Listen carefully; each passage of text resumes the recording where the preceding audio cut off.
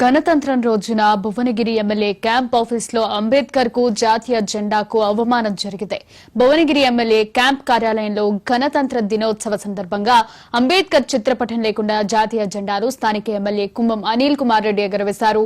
దీంతో అంబేద్కర్ చిత్రపటం లేకపోవడంపై BRS, BJP, దళిత సంఘాలు ఆగ్రహం వ్యక్తం చేశాయి.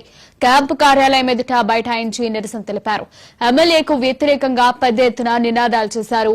పోలీసులు రంగప్రవేశం చేయడంతో స్వల్ప తోపులాట చోటు చేసుకుంది. ఆందోళనకారులను అరెస్ట్ చేసి పోలీస్ స్టేషన్ కు తరలించారు.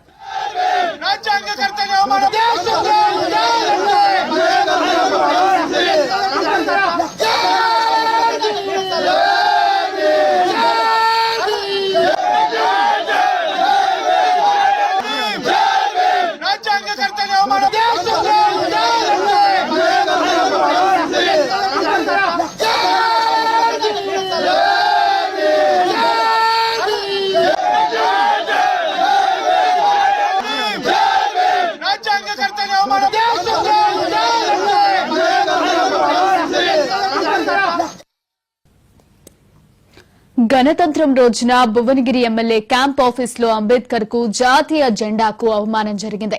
భువనగిరి ఎమ్మెల్యే క్యాంపు కార్యాలయంలో గణతంత్ర దినోత్సవ సందర్భంగా అంబేద్కర్ చిత్రపటం లేకుండా జాతీయ జెండాను స్థానిక ఎమ్మెల్యే కుంభం అనిల్ కుమార్ రెడ్డి ఎగురవేశారు.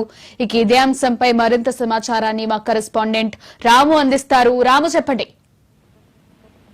భువనగిరి ఎమ్మెల్యే క్యాంప్ కార్యాలయంలో ఈ రోజు జరిగినటువంటి గణతంత్ర వేడుకల్లో అంబేద్కర్ చిత్రపటం లేకుండా ఎమ్మెల్యే కుంభం అనిల్ కుమార్ రెడ్డి జాతీయ పతాకాన్ని ఆవిష్కరించారని చెప్పేసి కూడా ఆరోపిస్తూ పెద్ద ఎత్తున బీఆర్ఎస్, అదేవిధంగా బీజేపీ, దళిత సంఘాల నేతలు క్యాంప్ ఆఫీసును ముట్టడించారు. గేటు వద్ద కూర్చొని ఆందోళన చేపట్టారు. వెంటనే పోలీసులు అక్కడ రంగప్రవేశం చేసి వారిని అక్కడి నుంచి అదుపులో తీసుకుని పోలీస్ స్టేషన్ కు తరలించారు. ఏదైతే గణతంత్ర దినోత్సవం రోజుల అంబేద్కర్ చిత్రపటం లేకుండా ఎలా ఎగరవేస్తారంటూ కూడా వాళ్ళు తీవ్రంగా ఆగ్రహం వ్యక్తం చేశారు. ఇటు బీజేపీ, బీఆర్ఎస్, అదేవిధంగా దళిత సంఘాల నేతలు పెద్ద అక్కడికి చేరుకొని ఎమ్మెల్యేకు వ్యతిరేకంగా నినాదాలు చేశారు. అంబేద్కర్ సంబంధించినటువంటి చిత్రపటం లేకుండా ఎగరవేయడం వెనక ఏంటి అని చెప్పేసి వెంటనే ఎమ్మెల్యే దీనికి జవాబు చెప్పాలంటూ కూడా వారు డిమాండ్ చేయడం జరిగింది. ఎమ్మెల్యే బహిరంగ క్షమాపణ చెప్పాలని కూడా వారు డిమాండ్ చేయడం కనిపించింది. మరోవైపు ఇది ఏ విధంగా జరిగింది ఏంటి అనే దాని మీద కూడా ఎమ్మెల్యే అక్కడ ఉన్నటువంటి క్యాంపుల్లో ఉన్నటువంటి అధికారుల మీద కూడా తీవ్ర ఆగ్రహం వ్యక్తం చేసినట్లు కూడా మనకు సమాచారం అందుతుంది. దీని మీద వెంటనే తనకు ఒక